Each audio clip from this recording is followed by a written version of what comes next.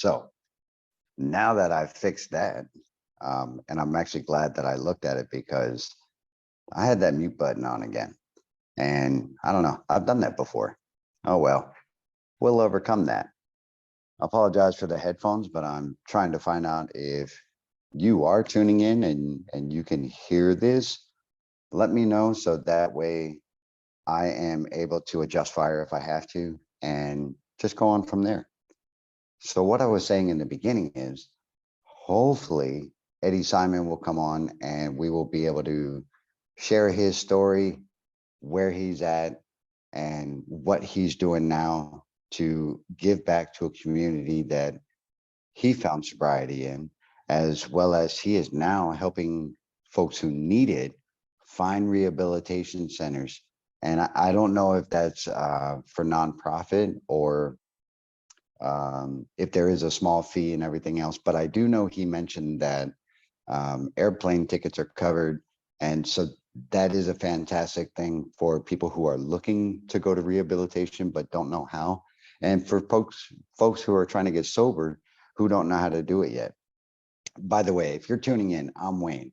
I'm the founder of One Sober to Another. And what I'm doing now is I'm actually over here looking at my tablet to see if this is indeed on live. So that way I know if I have to repost this later. But if you're just tuning in, I'm the founder of One Sober to Another. And I call it that because literally this is one sober person talking to another person. And I just really like to share my experience, strength, and hope because I drank for 23 years and my life was a freaking train wreck. And somehow I was able to come out of it on the other end and actually be thriving in my life and having the opportunity to be here and share with you guys.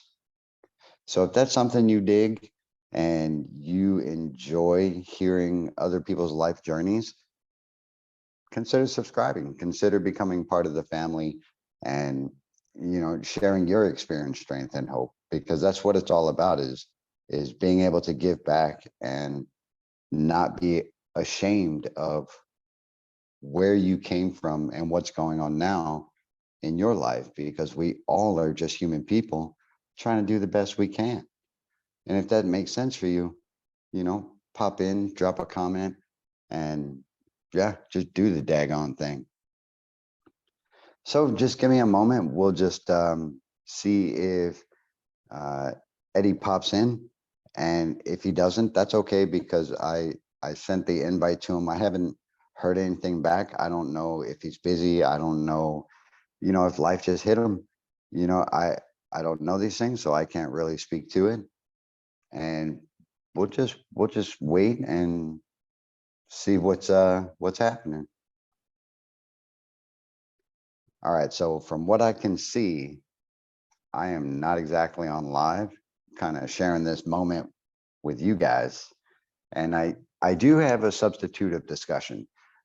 If he doesn't come on, then I have quite a few comments that has come in recently on the video, My Day as an Active Alcoholic, as well as one other video that I just recently did.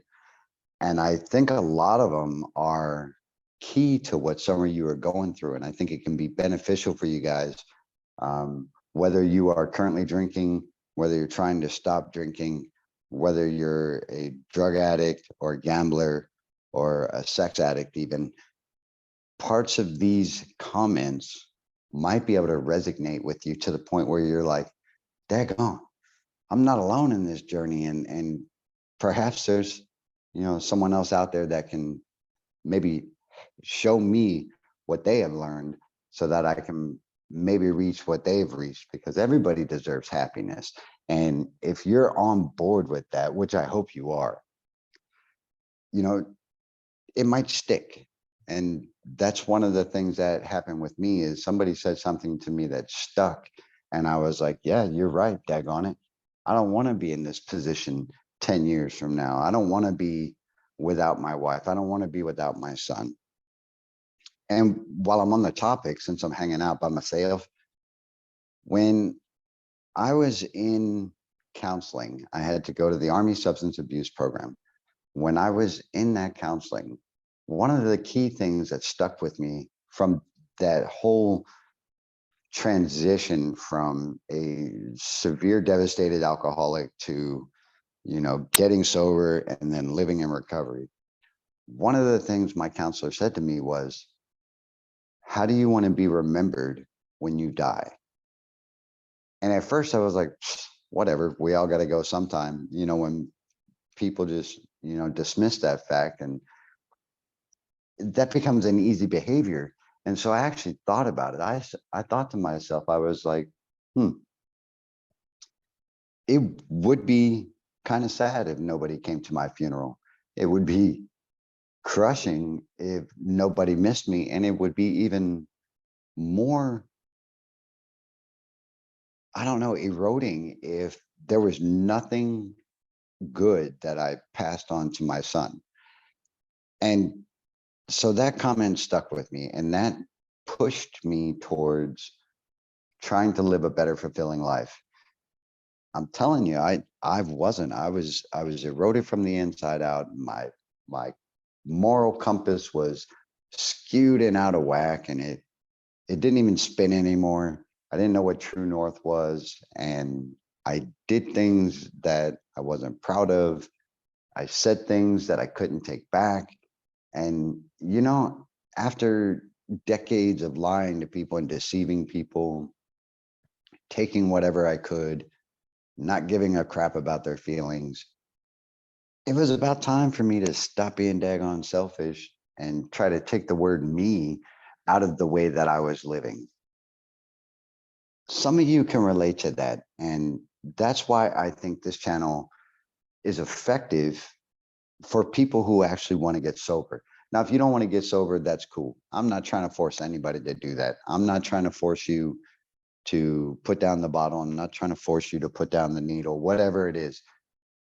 I'm just trying to share my experience with you, because you might want to stop trying to medicate your life with the alcohol and drugs. You might want to. And part of my experience might resonate with you. And if I say something that sticks, that might be the difference between your life and your death. And that's just how serious my recovery is to me. And some folks say in these comments, they say, and I've heard it a couple of times, that dude he sounds drunk. He's slurring his words. Well, you know what? My teeth, and I'm not going to get all up and close and personal because nobody wants that, but my teeth are crooked, and my teeth are like really bad, because when I was in my active alcoholism, I decided that I was going to get braces and try to, look a little sharper. So I had these braces on for 2 years, and well, every time I went back to the doc, I had already been drinking. So that didn't help much because it just stuck to everything even more. And so every time I went there, they would ask me, everything okay? You doing all right? I'd be like, yeah, I had a long night. And they'd be like, yeah, we can tell. And so I had to wear a retainer after the braces. But what I found is that I couldn't get the alcohol to the back of my throat as fast as I used to, and so I wasn't getting as drunk as bad. It sounds stupid, the way I wanted to. So I just stopped wearing the retainer, and my teeth went back even worse. So now, in my older age, it's getting even more crooked. So yeah, it creates a slur, and it creates, my tongue getting stuck and everything else. So sometimes it does sound like I'm slurring, and sometimes I actually am, but had nothing to do with alcohol, folks. I'm gonna tell you straight up, nothing to do with alcohol. It's all because when I was drinking, I decided I couldn't drink as good with the retainer in, so I ripped that crap out. That old story. So I am the only one in here, and I don't know why.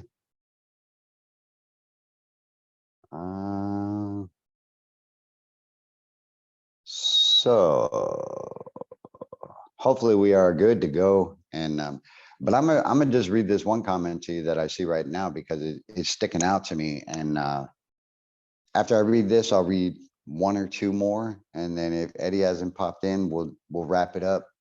But I want to give him the opportunity to jump in here because his story is something quite of an impact that I think a lot of you will benefit from it. Okay, so I'm actually going to read who this is from because I think it's important that they know that they're being heard. This one is from @Madeline8620, and this was yesterday. All right. I didn't need a drink in the morning to shake off the cobwebs. I had to have a drink to prevent throwing up. 7 hours was the longest I could go without a drink before throwing up. I still drink, but I don't wake up with the shakes or feelings of nausea. I think I will drink until I die, but constant drinking has been replaced by moderate drinking and exercise. Cycling and swimming are awesome pursuits. I lost 40 pounds in a year after deciding that I hated looking like shit. Point being is you don't have to quit drinking completely to live life and maintain a job and have friends. Don't let anyone convince you that you absolutely must stop drinking. Full stop. Everyone is different. You know what, Mattingly 8620? I couldn't agree more. I'm not here to tell you to go abstinence. I'm not trying to put out a message that everybody is doomed to be an alcoholic or an addict. I'm telling you that this alcoholic, there is no way on this earth that I could possibly moderately drink. That's just not in the cards for me. And I am very happy that it is for you. Just know that, if it does become a problem for you and it does start to impact those things in your life, the cycling and, swimming, your family, your friends, if you do find yourself needing a little bit of help or extra encouragement and support, we're here, brother. We are here, or sister. We're here. Reach out. We will definitely share our thoughts with you and share our stories and listen to you and your concerns. And, we're not here to make anybody feel guilty. Me, and you do your thing, man. Best of luck to you. And if you need anything, we're here. All right, here's another one. This is @Freshly Snipes. I like that. Throwing up bio is sadly relatable. Luckily, I got through it and stopped drinking. Daggone it.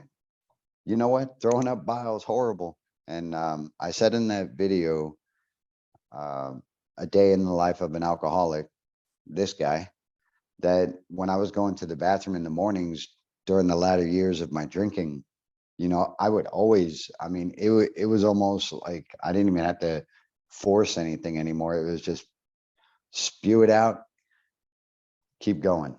And it burned every part of me, burned my stomach lining, my esophagus, my mouth, my chest, but it would just be second nature. And just part of my everyday drinking is that I would just throw up in the morning. Actually, it got to the point I was throwing up bile like 2-3 times a day, and sometimes more depending on how long the binge was. So yeah, it is horrible to actually throw bile up from here in your belly, and I am happy you got through it, and you just keep on keeping on doing whatever keeping you sober. And if you need anything from me, just let me know. Life is a garden, man. All right, or woman.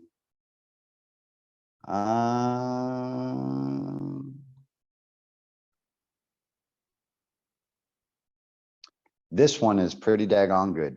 And actually, I need to comment to this one because that is, I'm gonna just read it. This one is at 1UK Jungle, DN Braver. Okay, cool. Thanks for commenting. Been clean 7 months. Alcoholic, benzoholic, methaholic, heroinic, all drugaholic. It's hard to socialize when you stop. I found and normal people gossip a lot. I guess I was so shit-faced, I never noticed before. You live and learn. It's kind of dull now, but the old high on life, but the old high on life thing does start to shine through. I'm gonna reply right now. You are daggone right. And that is some magnificent strength, courage, and hope for anyone who is suffering from addiction of any kind, that you can go at a minimum 24 hours without a single thing. And that's not everybody. Don't misunderstand me now. If you have severe withdrawals, you need to go to the hospital or get an ambulance or whatever. Don't risk it for the biscuit. Be careful, folks. But what I'm saying is, we can pretty much do without anything for 24 hours. And for this person to go 7 months without any of those things after relying on them, I think my hat's off to them, because that is an amazing feat. And I just stopped drinking. I found that to be one of the biggest divorces in my life, and one of the hardest things that I ever had to do. And I was in combat a bunch of times, and that was harder. So hats off to him.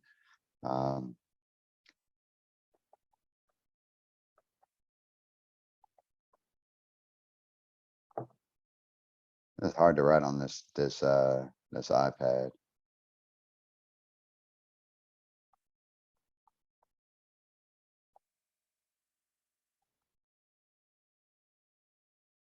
Okay, I'm gonna do one more, and then I guess we'll wrap it up. I really wish Eddie would have came on, but I probably should have followed up with him a little more.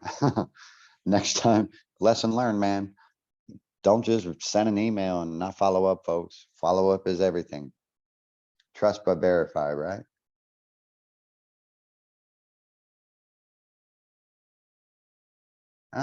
Okay. This is something that I haven't responded to it. I did respond to a bulk of comments though, but there's a lot. So I'm one person, and it takes me a little bit of time, and I got to dedicate time. Matter of fact, I'm taking time away right now from the things I have to do in order to do this for you guys. And I really wanted to share Eddie's story, but I'm gonna stop harping on that because that's already said and gone. But it'd be okay. Brother with a sober channel.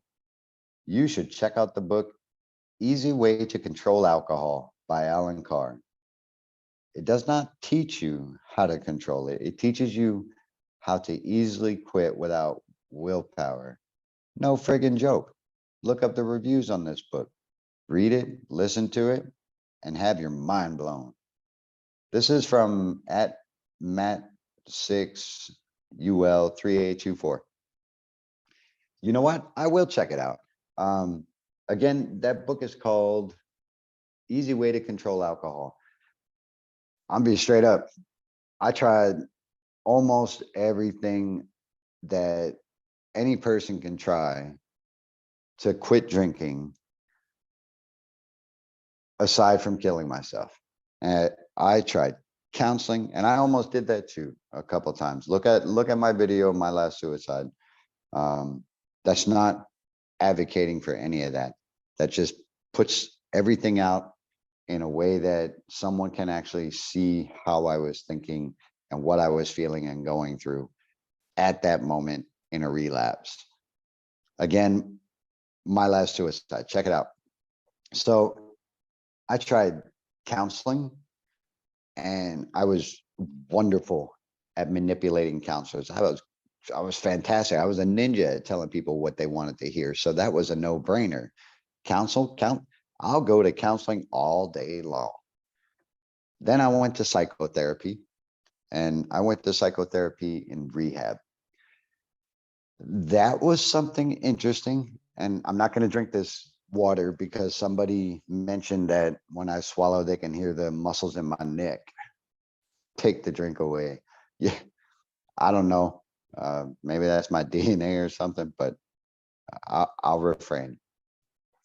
So I went to psychotherapy and I learned a lot of inward ways to examine how I'm feeling. And that was something unique in and of itself. And I found that to be helpful in many aspects of my life, not just with alcohol, but if I want to go to sleep, I know how to go to sleep in like 3.5 seconds. And within like 2, 3 minutes, I'm already hitting realm. That's no joke. And if any of you guys want me to do a video about that, I will, because there is nothing more magnificent than complete, real, true sleep and rejuvenation of your body and your mind. And I'm telling you that is spectacular. So I can hit you up with that. But I tried that. I tried rehab, like a full rehab. Um, I did the AA, and so many avenues that I tried to use. And there's the key word that I tried to use to get sober, and it didn't work.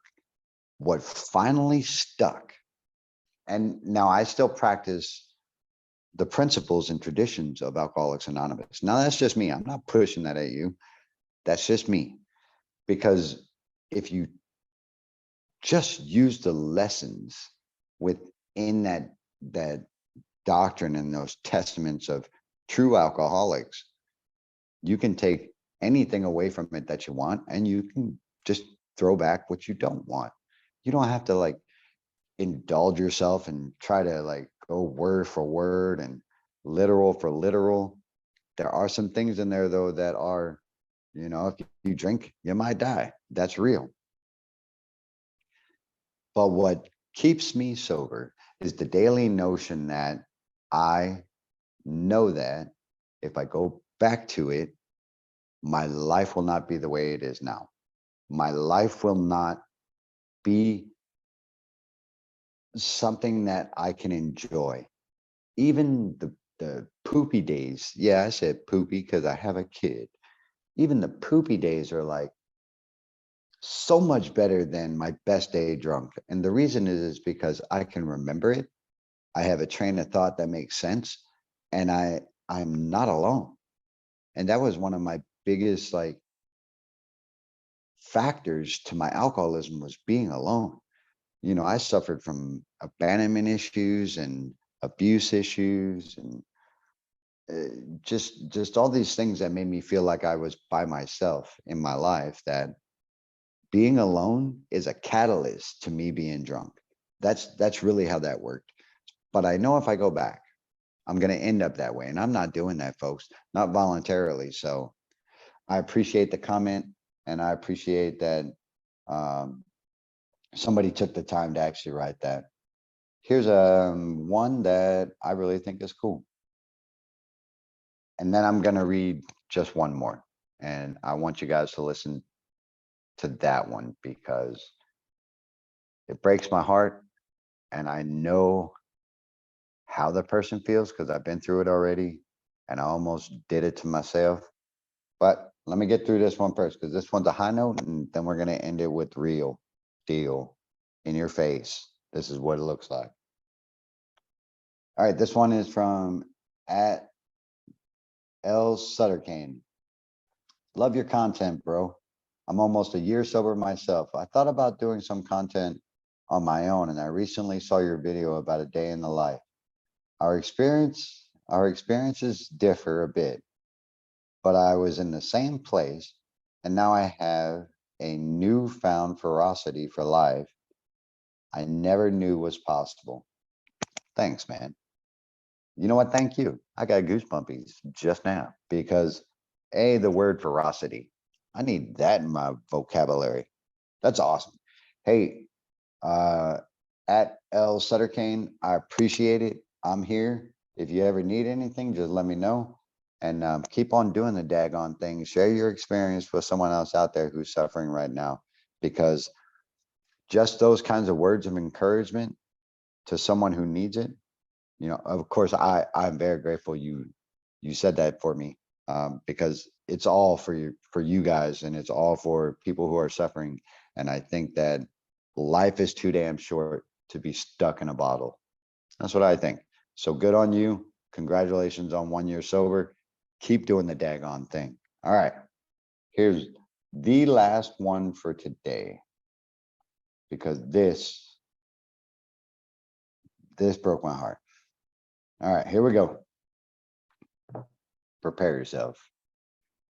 I wish my brother would have wanted to get free of his alcohol addiction. He died due to what it did to his heart and body. He was an amazing guy who suffered from anxiety his entire life. My parents were alcoholics, and he was a quiet, sweet kid. My parents stopped drinking cold turkey, but not my brother or sister. I miss him almost every day. I worked detox for a bit, and it was amazing. The professional and successful people that came through that door. Oh, wait. I worked detox for a bit, and it was amazing. The professional and successful people that came through that door. To look at them, you would never imagine they were addicts. And then they were the ones that mixed alcohol and drugs. Thank you for sharing your story. It reminds me of how my brother and parents were functioning alcoholics too. Hang on, let me read who that was from, because that's very important. And that is at Robiny4395. I already responded to this, I think, and that's profound, because I was almost that person who died. And what I wanted to say to you about this is, you can moderate. I got no judgment for that. I can't tell anybody how to drink. You can try to switch it up from hard liquor to beer to wine to whatever, soft mixers. The true end reality of living the way that I lived and the way that his or her brother lived is death. And that sounds very dramatic, but it's true. There are so many people right now that I know that are dying from alcoholism because it destroys your brain, it destroys your organs, destroys your nervous system, all kinds of things in your body, almost your entire body, really. And it's sad. It's sad because there's not an immediate fix. There's not an immediate, take this and you will never drink again. You can go on Antabuse. I forgot the name again. I was on that, but I drank over it and almost killed myself on that because it closed my throat up, made me break out in hives. My heart was about to burst through my chest. But I did that over and over until I could get down a 6-pack. Insane. And I could have died from that. But I think that was my goal at the time. I don't know. But there's so many people who, hit the absolute rock bottom, and there's no coming back from it, folks. That's the sad, true reality of this disease. And that is why I have this channel. Because to look at me now, some of you might judge me and say I look drunk already or talk drunk, but this is all residual from an active alcoholism of 23 years. I'm fortunate. I'm alive. So I got nothing to complain about, So my job is to get back to you guys, and I appreciate you being here. Eddie, I wish you would have came on, man. I will try to hit you up again. Your story is incredible, and what you do for people is incredible. So I thank you, and perhaps we can do this again sometime. To the rest of you guys out there, thank you to those who have subscribed to the channel. I love you all. I hope you have a good night. Life is truly a daggone garden. Dig it? I'm gonna see you in the next one.